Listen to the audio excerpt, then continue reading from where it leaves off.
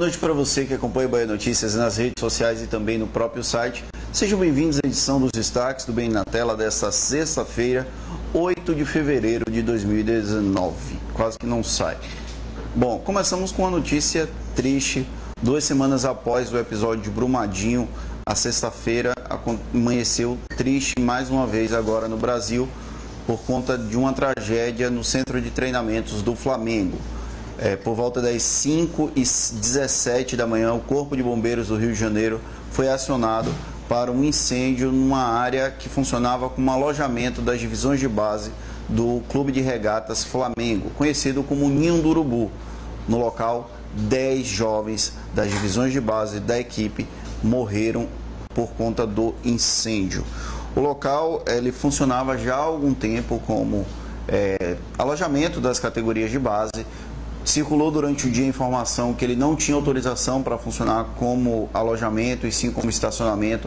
A informação foi corrigida posteriormente.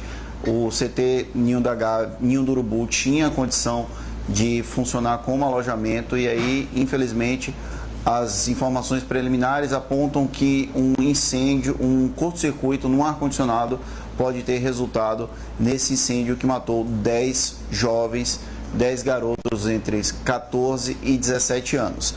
13 adolescentes conseguiram escapar, esses 10 vieram a óbito, 3 foram internados, foram socorridos, um deles está em estado grave.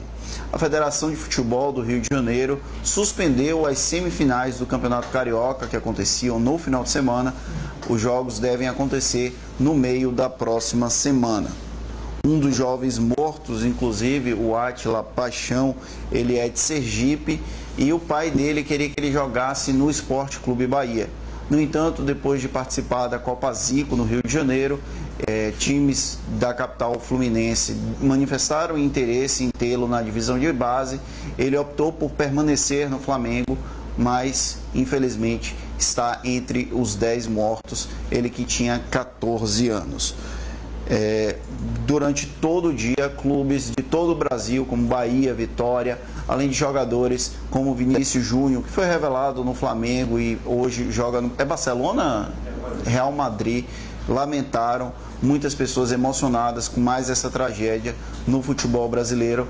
O Brasil vive situações de tragédias em cima de tragédia, 2019 começando como um ano muito difícil para todo mundo.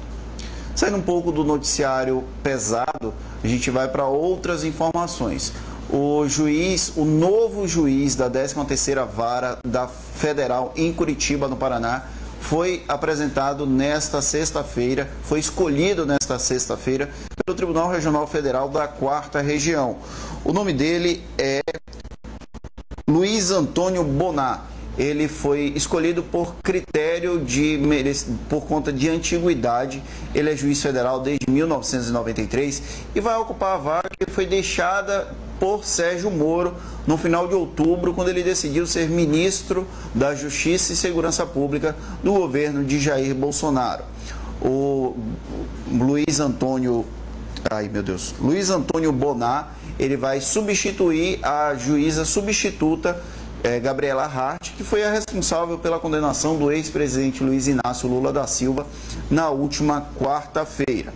Assim, os processos da Operação Lava Jato, que tramitam na 13ª Vara Federal de Curitiba, agora já tem um novo titular, o Luiz Antônio Bonar.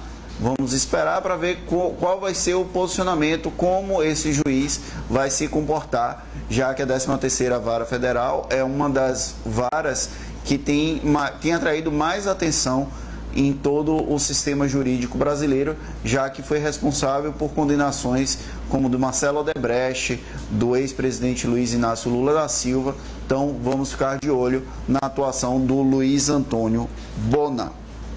Outro assunto desta sexta-feira foi uma decisão judicial do Tribunal Regional Federal, Tribunal do Trabalho, Regional do Trabalho, né, TRT, Tribunal Regional do Trabalho, que impede o funcionamento dos shopping centers de Salvador no próximo domingo e também durante os feriados. Na verdade, não é de todo o shopping center, mas das lojas. Não houve acordo entre empregados e empregadores, então a CISANE ainda continua, a tensão continua, sem acordo, sem consenso, sem acordo coletivo. Os comerciários não vão trabalhar no próximo domingo, apesar de que houve uma mudança na legislação soteropolitana que vai facilitar para que as pessoas trabalhem nos domingos e feriados. Antes, a Prefeitura de Salvador precisava emitir uma portaria que autorizava o funcionamento do comércio aos domingos e feriados. A partir da mudança da legislação, isso não é mais necessário. Então, havendo convenção coletiva entre os empregados e os empregadores, o serviço geral vai funcionar, o comércio em geral vai funcionar. Bom, como normalmente a gente traz o boletim médico do presidente da República, Jair Bolsonaro, ele apresentou melhora nesta sexta-feira, já se alimentou com caldo de carne ontem à noite, hoje pela manhã ele se alimentou com gelatina, não apresentou febre e fez uma reunião com 2 ministros. A foto você pode ver aqui no Bahia Notícias, daqui a pouquinho ela vai estar disponível para você acompanhar. Os ministros, inclusive, estão usando máscara, que é uma maneira de protegê-lo, já que ele está com imunidade baixa. A imagem e exames de imagem mostraram uma imagem semelhante à pneumonia, apesar do diagnóstico de pneumonia não ser cravado pela equipe médica. Agora a gente vai para a última parte do nosso live, quando nós interagimos com os leitores. Para isso eu peço a ajuda da Priscila. Obrigado, Priscila. Antes, um detalhe. Normalmente às sextas-feiras a gente tem a agenda cultural, mas aí eu queria que vocês colocassem na hashtag aqui, porque para voltar a agenda cultural na semana que vem, porque a gente teve um pequeno problema, não conseguimos produzir o material, mas na semana que vem a gente espera voltar. Então volta a agenda cultural. Espero que vocês também participem conosco dessa campanha. Mari Rodrigues dando boa noite aqui pra gente, a Lígia Cerqueira também, a Silvana Oliveira falando conosco de novo, dando boa noite, desejando um final de semana ótimo para todo mundo, o Gueló Martins, o Jaime Lessa, a Sônia Retes de São Paulo, capital, um abraço para ela. Ela fala que o Brasil está sem rumo. Maze Silva, Simone Oliveira, boa noite, Ana Boaventura, paz e bem para as pessoas no Rio, chuvas fortes e esse incêndio, ela lamentando o episódio no CT do Flamengo. Gildeide Mendes falando com a gente, dando boa noite e que Deus conforte as famílias que foram atingidas pelas tragédias. O Miguel Bezerra falando de Madre de Deus, ele é de Madre de Deus, mas estuda em Conselheiro Lafayette, Minas Gerais. Olha, um abraço para ele. Terra de Cláudia Queiroz, quase que eu falo errado, Cláudia Cardoso, nossa repórter aqui de Justiça. Nilda Costa, Rise Carine, Daiane Almeida, o Agenor Pereira falando, dando boa noite e falando que adora o trabalho de toda a equipe do Bahia Notícias, obrigado. O Edu Alves falando que está ligado no Bahia Notícias. E olha, a Rádio Facom aqui falou, volta a agenda cultural, está aí o protesto da Rádio Facom. A Ana Boaventura também está aqui, volta a agenda cultural. Bom, o Bahia Notícias, o Bem na Tela, fica por aqui. Nós voltamos na segunda-feira, às 18 horas, com as principais informações do dia. Mas se você quiser continuar bem informado sobre tudo o que acontece em Salvador, na Bahia, no Brasil e no mundo, inclusive durante o final de semana, não deixe de acessar bahianoticias.com.br. Quem for aproveitar a sexta-feira, o final de semana, cuidado com a bebida, não exagere.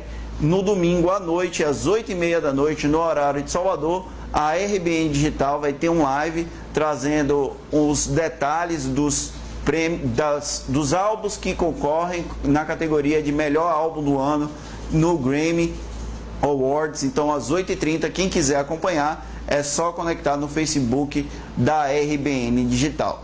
Um abraço, bom final de semana a todos vocês e nos vemos na segunda-feira.